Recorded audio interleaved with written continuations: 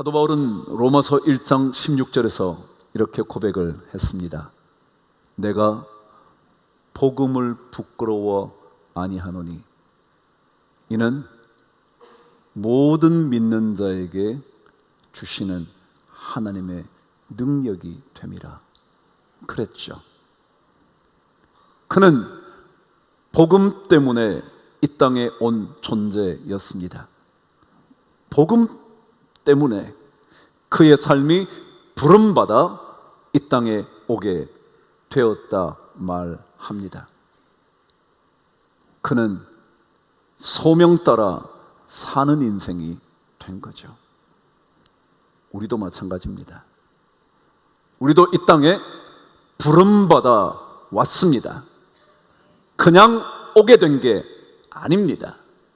어쩌다가 그 여자의 남편이 된 게 아니고요, 어쩌다가 그 자녀의 부모가 된 게 아닙니다.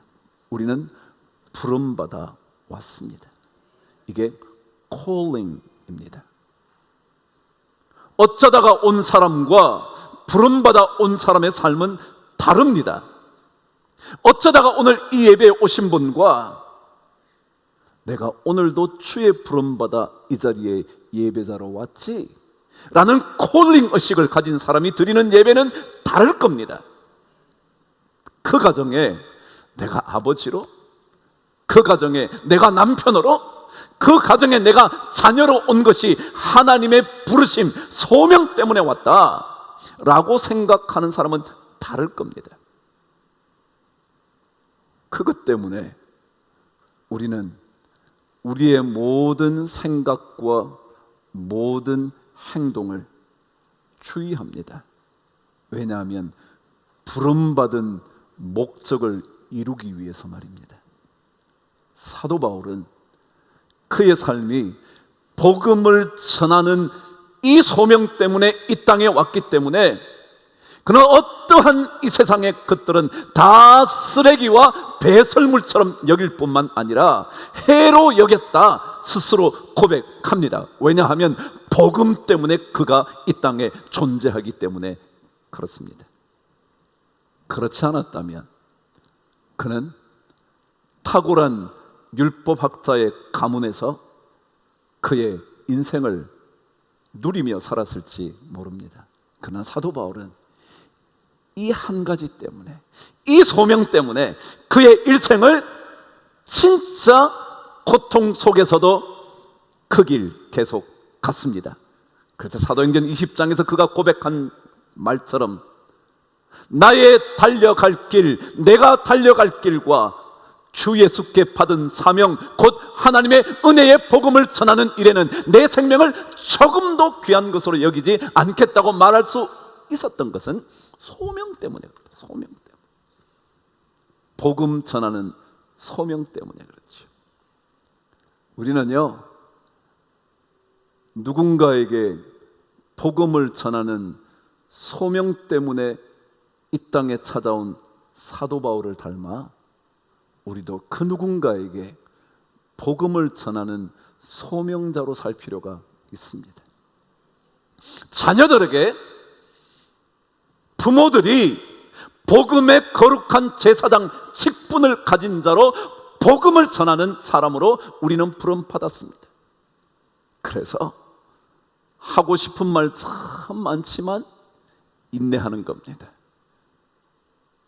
이렇게 말해주고 싶지만 복음을 전하는 거룩한 제사장의 직분, 그거 감당하려고 우리는 조심합니다. 행동도 발걸음도 주의합니다. 왜냐하면 그 사명 때문에 우리가 왔기 때문에 그렇습니다. 그것이 사도 바울의 오늘 이야기입니다.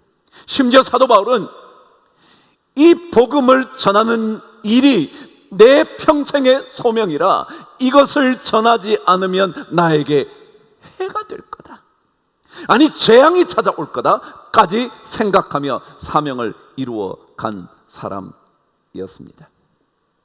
그래서 그는 주님께 받은 은혜, 그게 복음의 은혜거든요. 그 주님께가 받은 복음의 은혜를 전하기 위하여 하나님 복음의 거룩한 제사장 직분을 이루기 위하여 그의 삶을 지금까지 달려왔고, 오늘 말씀에 의하면 예루살렘으로부터 일루리곤까지 가서 복음을 편만하게 했다 말합니다. 일루리곤은요, 지금의 알바니아, 옛날에 유고슬라비아에 있는 그쪽 땅입니다. 그게 그 당시에는 로마의 영토였는데 거기까지 복음을 들고 예루살렘에서 가는 겁니다. 예루살렘은요, 중동 이쪽이죠. 유럽 저쪽까지요. 거기까지 갔대요. 왜냐하면 그의 사명 때문에 말이죠. 그래서 우리도 그를 따라, 믿음의 선조들의 발걸음을 따라, 그래, 우리도 주님께 받은 복음의 은혜가 있는데 그 복음 잘 전하는 인생 돼야지. 내가 세상에서 존중받을 만한 직장을 가지고 있든 직책을 가지고 있든지 그 자리에서 내가 비록 보잘것없어 누군가에게 자랑할 만하지 못한 직장에 일하고 있다 할지라도 그 자리에서 복음을 전하는 제사장이 되려고. 부족하지만 부모로 이 땅에 온 내가 내 자녀들에게 복음을 전하는 제사장이 되고 싶어서 우리는 그 자리에서 글을 쓰는 사람이라면 그를 통하여 예수 그리스도를 전하는 복음의 제사장 되기 위하여, 가르치는 사람이라면, 병을 고치는 사람이라면 그 자리에서 복음을 전하는 소명자로 살기 위하여, 그 부르심, 그 콜링에 응답하기 위하여 우리가 사는 거죠. 제가 2년 전에 이 사람의 이 얘기를 읽게 됐고 보게 됐습니다. 그 사람은 설악산의 마지막 지게꾼이라는 이름이 붙은 임기종이라는 사람이었습니다. 그는 어릴 때 부모님을 잃었답니다.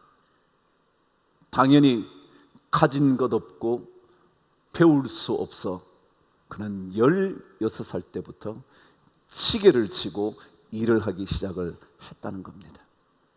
1m 58에 여자들 발보다 조금 더 큰 발을 가진 그 남자가 시계를 쥐고 50년 이상 설악산을 오르다니며 물건을 날라 생계를 이어갔다는 겁니다. 아무도 그를 주목하지 않았겠죠? 누구도 그런 남자를 원하지 않았겠죠? 그가 얻은 아내는 지적장애 2급인 여인이었고 그 여자를 통하여 낳은 자식이 자폐아로 지금 벌써 40이 넘었다 합니다. 자폐아와 지적장애를 가진 사람과 함께 사는 일이 결코 쉽지 않아 임대주택을 얻으려 해도 그곳 주민들이 반대해 들어가지 못한 채 돼지우리 같은 데서 살았다. 기사는 기록해 두었더라고요. 그 사람의 이야기가 다시 이번에 기사화 됐습니다. 등에 50kg, 60kg, 한때는 100kg가 넘는 물건을 지고 설악산 대청봉까지 오르내리며 그의 삶을 이어온 근데 그에 대한 이야기에 이런 기사가 적혔습니다. 그는 기독교인이다. 그는 기독교인이다. 기자가 말이죠, 그 설악산의 마지막 지게를 지고 물건을 나르는 그 사람을 취재하면서 기록한 겁니다. 그는 기독교인이다. 그건 이렇게 적었습니다. 그의 말을 그대로 기록한 거죠. 나에게 하나님께서 시계를 질 수 있는 재능을 주신 것을 감사한다고. 여러분, 배운 게 없어서요, 직장 생활 제대로 할 수가 없어서 시계 지고 집 나르는 사람이 시계 질 수 있는 재능을 주신 게 감사하대. 그럼 시계 지는 일이 재능인가요? 그것도 재능이라 말할 수 있나요? 그게 감사의 제목이 되나요?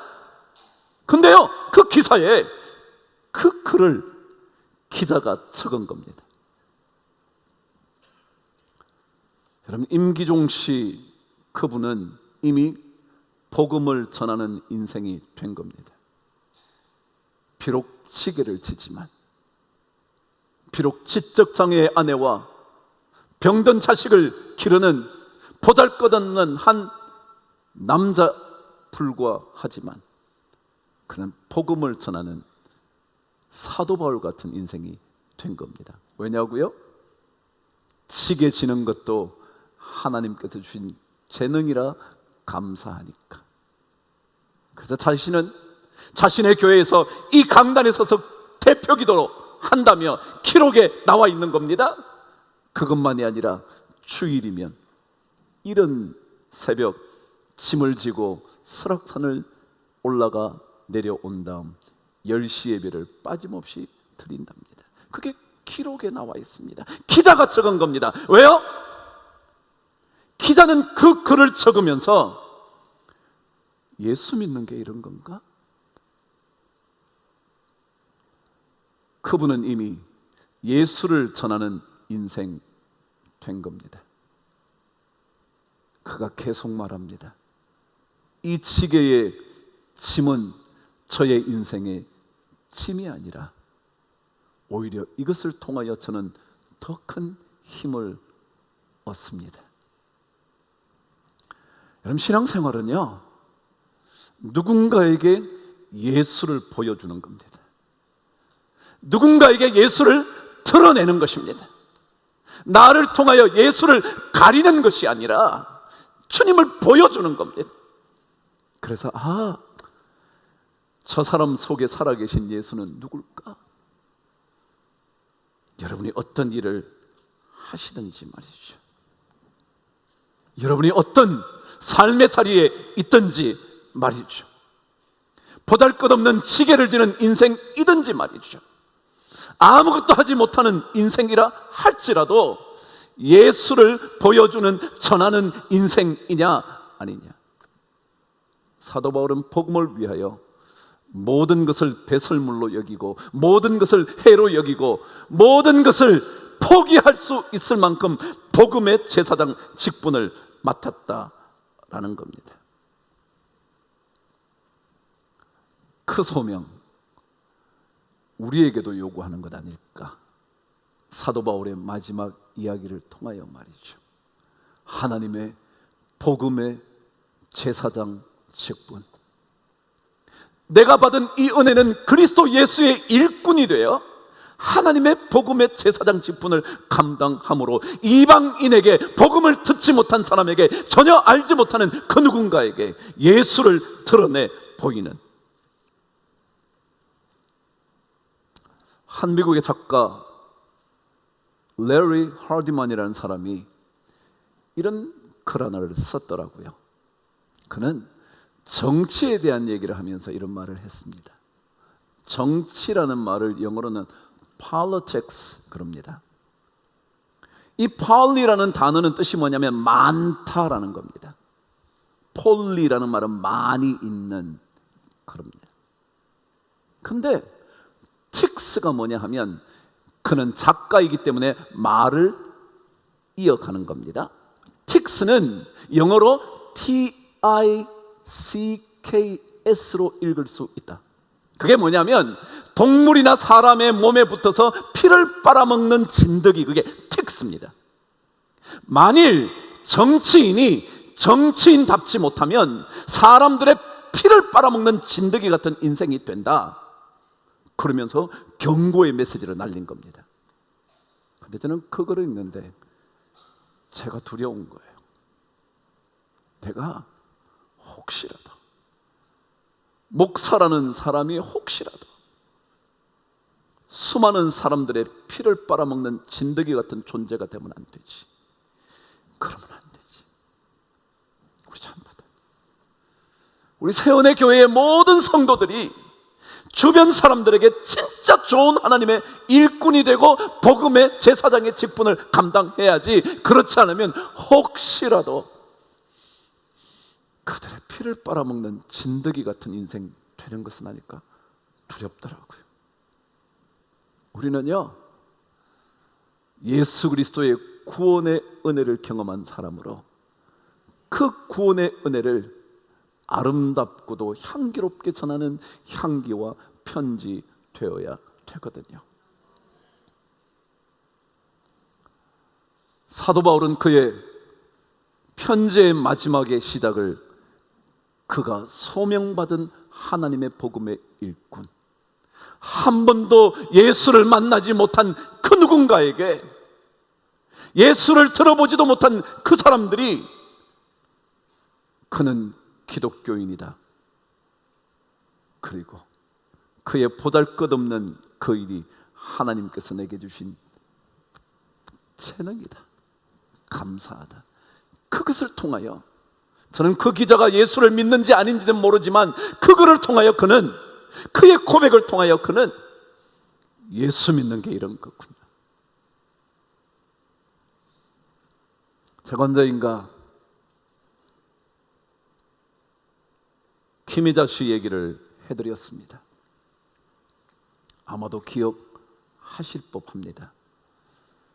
이 말씀을 전하면 맞아, 그때 그런 얘기 들었지 싶으실 겁니다. 제가 다시 그녀의 이야기를 좀 전합니다. 여러분, 우리는요, 어디에 있든지 복음을 전하는 인생이었어요. 그래서 사도 바울은 어떤 자리에 있어도 그 자리에서 복음을 전하는 사도의 사명을 어떻게 이루어갈 수 있을까 싶어서 유대인들이 모인 자리에서는 유대인처럼, 이방인이 모인 자리에서는 이방인처럼, 배운 자들에게는 배운 자처럼, 모자라는 사람에게는 모자라는 사람처럼 살았다는 거예요. 왜냐하면 복음 때문에 전하는 인생 되려고. 김희자 씨 얘기를, 그를 바라본 사람이 이렇게 기록을 했답니다. 그녀는 예수 믿는 사람이라 떠버리지 않는다. 여러분 어떠세요? 떠버리세요? 가만히 계세요? 제가 알려드려요? 여러분은 다 떠버리고 살거든요. 왜냐고요? 식당 가서 기도 안 하시는 분, 기도 안 하시는 분 손 들어 보셔요. 식당 가서 기도 다 하시나요? 하시나요? 그러면 이미 여러분은 떠버리고 다니시는 겁니다. 나는 누구요? 예수 믿는 사람이에요. 왜요? 기도하는 순간 모든 사람이 저 사람 예수 믿는구나 안다는 거죠. 근데 김혜자 씨는 뭐 그런 뜻이 아니지만 떠버리지 않는다. 그러나 그녀를 만나는 분장실 그곳에서 그녀의 모습은 두 가지 중에 하나라는 거예요. 그게 많은 사람들이 있대요. 분장해주는 사람, 머리매 만져주는 사람, 옷을 관리해주는 사람, 그리고 거기에 모든 집기나 이런 것들을 준비해주는 그런 사람들, 그리고 거기에 배우들, 남자, 여자 배우들이 다 있는 자리에, 그 자리에 가면 언제나 그녀는 둘 중에 하나라는 거예요. 하나는 대본을 보고 있거나, 두 번째는 기도하고 있거나. 그러면서 그를 바라본 한 분의 이야기는 이러했습니다. 나는 그녀가 다른 사람의 험담을 하는 것을 한 번도 들어본 적이 없다. 간간히 나의 혀에 가시가 돋친 말을 누군가에 대하여 할 때면 그녀는 가만히 미소만 짓고 있는다. 그 그녀에 대한 글이었습니다. 그런데 그 다음 말이었습니다. 김혜자 씨는 하나님께 붙들려 있는 사람이다. 그래서 그녀는 언제나 당당할 수 있다. 심지어 대통령 비서실에도 어떤 요구가 온다 할지라도 그녀는 하나님의 뜻에 합하지 않는다 생각되면 당당히 거절하고 오히려 그들에게 충고를 해줄 수 있는 힘, 그것은 그녀가 하나님 안에 살고 있기 때문이다. 그녀는 하나님께 붙들려 있어서 어떤 엉뚱한 일들이 벌어져도 당당하다. 그 마지막 글은 이랬습니다. 아무리 그들이 대단해 보인다고 해도 하나님 앞에서 이 인간은 얼마나 왜소하고 보잘것없는 존재인지를 배우 김혜자 씨는 잘 알고 있기 때문이다. 이게 하나님 믿는 사람, 하나님 믿는 사람. 안 좋은 일 왜 예수 믿는 사람에게 없겠어요? 다 있죠. 다 있어도요, 하나님께 붙들린 사람은 하나님의 사람답게 복음의 소명을 받은 사람으로 사는 거예요. 그래야 누군가에게 하나님의 복음의 제사장 직분을 감당하는 사람처럼 살게 되거든요. 어떤 사업을 해도요, 세상 사람들은 그러거든요. 아니, 예수 믿는 사람도 그러거든요. 목사님, 비즈니스와 예수 믿는 건 다릅니다. 다른 차원의 얘기입니다. 말합니다. 그럴지도 모르지만요, 그러나 신앙과 비즈니스도 같은 겁니다. 하나님의 원칙대로 하면요, 하나님이 책임집니다. 그걸 배우는 게 전하는 인생 되는 겁니다. 그걸 배우는 게. 우리는 전부 다 삶과 신앙을 분리하려고 하거든요. 목사님은 세상을 몰라서 그래요. 그러잖아요. 아니요, 그렇지 않거든요. 세상 속에서도 하나님의 복음을 위하여 살면 하나님은 시마다 때마다 길을 여시거든요. 그래서 사도 바울을 그 복음을 전하는 마지막까지 주님이 붙들어 주는 거죠. 로마까지 가야 되겠다고 생각한 그가 로마서를 미리 보내는 겁니다. 그리고 끝까지 그 땅까지 가게 하시는 겁니다. 믿음의 살며, 우리 교회 살며, 우리 세연의 교회요, 조금은 더 예수를 보여주는, 예수를 전하는 그런 교회 되었으면 좋겠습니다. 우리 성도님들도 와, 세연의 교회 그 성도들 그렇게 말할 수 있게 되기를 바랍니다. 오늘 저는 제목을 전하는 인생이 되어보시지 않겠냐고 제가 질문을 드렸습니다. 자녀들에게, 부모에게, 남편에게, 아내에게, 그리고 누군가 여러분을 만나는 그 사람에게 예수의 복음을 전하는 제사장의 직분, 그 거룩한 임무를 잘 수행함으로 주의 교회가 영광을 받으시고 주의 이름이 높여지는 그런 삶을 우리 꼭 살게 되기를 주의 이름으로 축복합니다.